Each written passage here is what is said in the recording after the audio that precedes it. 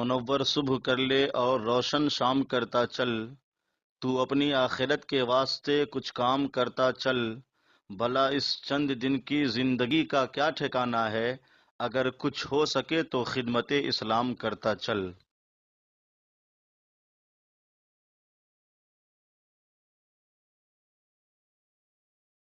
سورۃ النساء کا آخری رکوع یعنی 24واں رکوع سورہ نساء کی آیت نمبر 172 172 چھٹے پارے کا چوتھا رکوع۔ لن یستنکف المسیح ان یکون عبدا للہ، ہرگز مسیح اللہ کا بندہ بننے سے کچھ نفرت نہیں کرتا۔ وَلَلْمَلَائِكَةُ الْمُقَرَّبُونَ، اور نہ مقرب فرشتے اللہ کا بندہ بننے سے نفرت کرتے ہیں۔ نجران کے عیسائیوں کا ایک وفد سید عالم صلی اللہ علیہ وسلم کی خدمت میں حاضر ہوا اور اس نے حضور صلی اللہ علیہ وآلہ وسلم سے کہا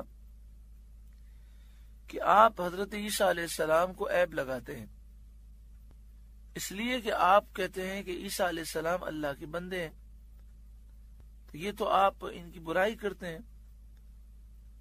تو نبی اکرم صلی اللہ علیہ وسلم نے فرمایا کہ حضرت عیسیٰ علیہ السلام کے لیے یہ کوئی عار کی بات نہیں، شرم کی بات نہیں، بلکہ اللہ کا بندہ بننے میں اور بندگی کرنے میں تو فخر ہے۔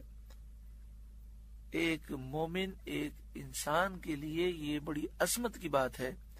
اس پر یہ آیت شریفہ نازل ہوئی کہ ہرگز عیسیٰ علیہ السلام اللہ کا بندہ بننے سے کچھ نفرت نہیں کرتے، کچھ عار محسوس نہیں کرتے۔ اور وہ کیسے عار محسوس کر سکتے ہیں کہ جو عار محسوس کرے وہ تو جہنمی ہے، اور عیسیٰ علیہ السلام اور فرشتے تو اللہ کے مقبول بندے ہیں۔ وَمَن يَسْتَنْكِفْ عَنْ عِبَادَتِهِ وَيَسْتَكْبِرْ، اور جو اللہ کی بندگی سے نفرت اور تکبر کرے، فَسَيَحْشُرُهُمْ إِلَيْهِ جَمِيعًا، تو ان قریب اللہ تعالی ان سب کو ایک ساتھ اپنی طرف جمع فرمائے گا، یعنی آخرت میں اس تکبر کی سزا دے گا۔ فَأَمَّا الَّذِينَ آمَنُوا وَعَمِلُوا الصَّالِحَاتِ، تو وہ جو ایمان لائے اور اچھے کام کیے، فَيُوَفِّيهِمْ أُجُورَهُمْ وَيَزِيدُهُمْ مِنْ فَضْلِهِ، ان کی مزدوری انہیں بھرپور دے کر اپنے فضل سے انہیں اور زیادہ دے گا، جتنے انہوں نے نیک اعمال کیے ہوں گے اس کا اجر دیا جائے گا، اور اپنے فضل سے اس میں بے حساب اضافہ فرمائے گا۔ وَأَمَّا الَّذِينَ اسْتَنْكَفُوا وَاسْتَكْبَرُوا،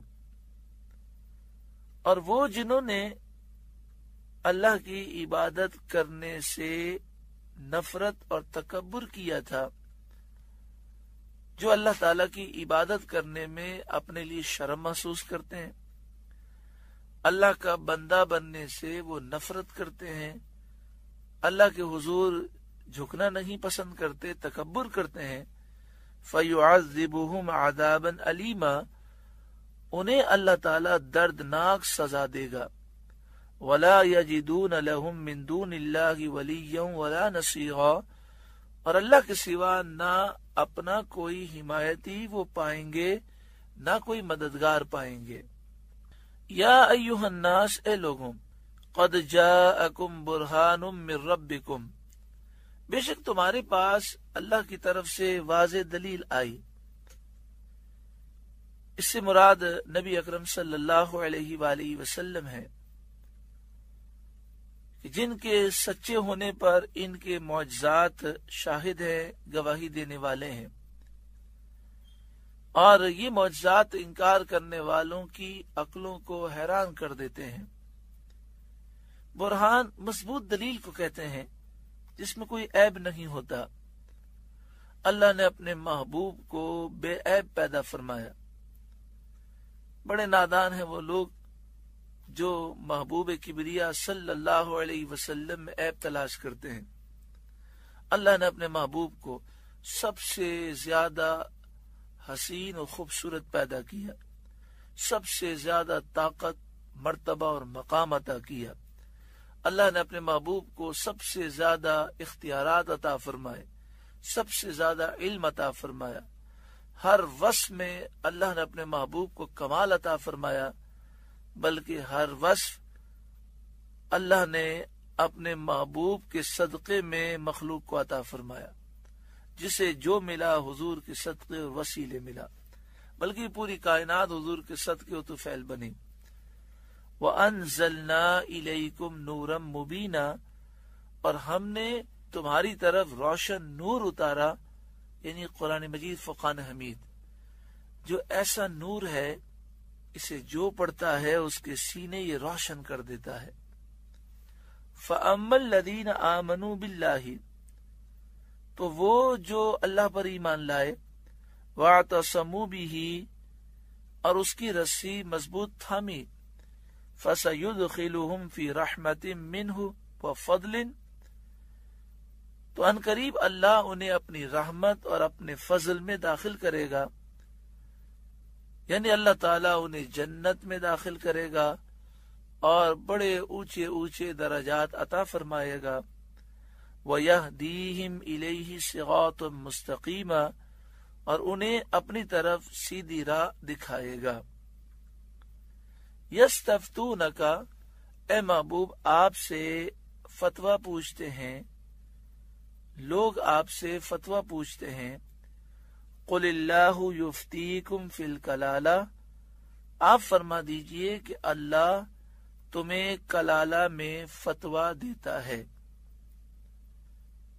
کلالہ اس کو کہتے ہیں جب اس کا انتقال ہو تو اس کے ورثاء میں نہ تو اس کی اولاد ہو نہ اس کے ماں باپ ہوں، تو اسے کلالہ کہتے ہیں۔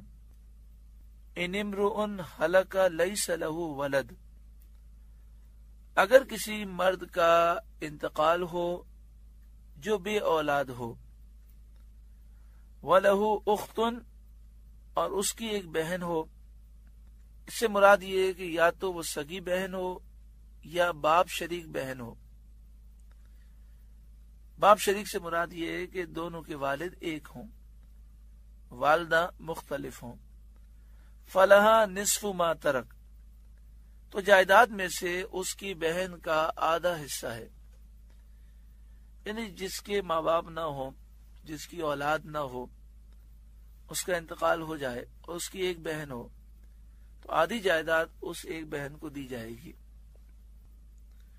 شان نزول اس کا یہ ہے کہ حضرت جابر بن عبداللہ رضی اللہ تعالی عنہ سے مروی ہے کہ حضرت جابر بن عبداللہ بیمار تھے، تو رسول کریم صلی اللہ علیہ وآلہ وسلم صدیق اکبر کے ساتھ تشریف لے گئے ان کی عیادت کے لیے۔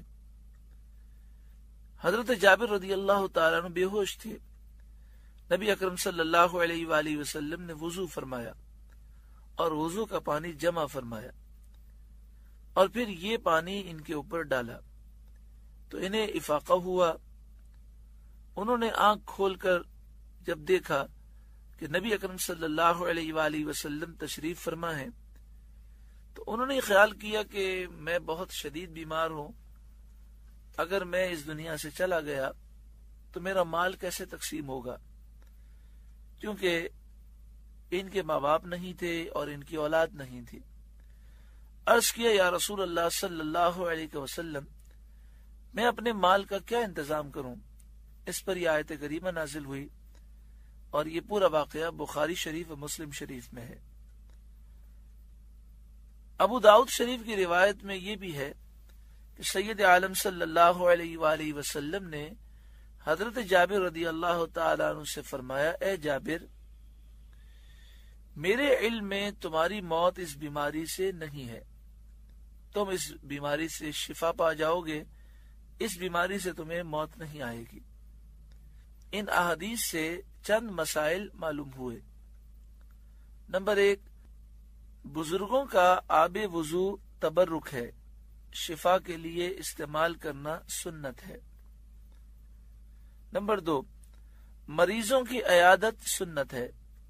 نمبر 3، سید عالم صلی اللہ علیہ وآلہ وسلم کو اللہ تعالی نے غیب کے علوم عطا فرمائے ہیں، اس لیے نبی اکرم صلی اللہ علیہ وآلہ وسلم کو معلوم تھا کہ حضرت جابر رضی اللہ تعالی عنہ کی موت اس بیماری میں نہیں ہے۔ تو یہاں یہ مسئلہ بیان کیا گیا کہ ایسے مرد کا انتقال ہوا کہ جو بے اولاد ہے، اس کے ماں باپ بھی نہیں اور اس کی ایک بہن ہے صرف، تو آدھی جائیداد اس کی بہن کو دی جائے گی۔ اب ایک سوال پیدا ہوتا ہے کہ پھر آدھی جو بچ جائے گی وہ کسے دی جائے گی؟ تو پوری رشتہ داروں کی فہرست ہے جو علم میراث میں موجود ہے، کتاب سراجی، یہ درس نظامی کے 7ویں درجے میں پڑھائی جاتی ہے۔ کبھی بھی ایسا مسئلہ ہو تو سوال لکھ کر دارالفتہ میں دیں، سنی صحیح العقیدہ مفتی سے پوچھیں، تو انشاءاللہ تعالی وہ آپ کو مکمل طریقے سے جائیداد کی تقسیم کا طریقہ بیان کریں گے۔ وَهُوَ يَرِثُهَا إِن لَّمْ يَكُن لَّهَا وَلَدٌ، اور مرد اپنی بہن کا وارث ہوگا اگر بہن کی اولاد نہ ہو، یعنی عورت مر گئی اور اس کی اولاد نہیں ہے، اس کے ماں باپ بھی نہیں ہے، صرف اس کا ایک بھائی ہے، وہ بھائی سگا ہے یا باپ شریک بھائی ہے، تو ساری جائیداد کا وہ مالک ہوگا۔ فَإِن كَانَتْ اثْنَتَيْنِ فَلَهُمَا الثُّلُثَانِ مِمَّا تَرَكَ، پھر اگر دو بہنیں ہوں جائیداد میں ان کا 2/3، یعنی ایک بہن ہو تو آدھی جائیداد ملے گی، اگر دو بہنیں ہوں تو جائیداد میں سے 2/3 حصہ وہ پائیں گی، یعنی 66.67% حصہ وہ پائیں گی۔ لیکن یہ مسئلہ کب ہے؟ کہ جب ماں باپ بھی نہیں اور اولاد بھی نہیں۔ وَإِن كَانُوا إِخْوَةً رِجَالًا وَنِسَاءً، اور اگر بھائی بہن ہوں، مرد بھی اور عورتیں بھی، فَلِلذَّكَرِ مِثْلُ حَظِّ الْأُنثَيَيْنِ، تو مرد کا حصہ 2 عورتوں کے برابر ہے۔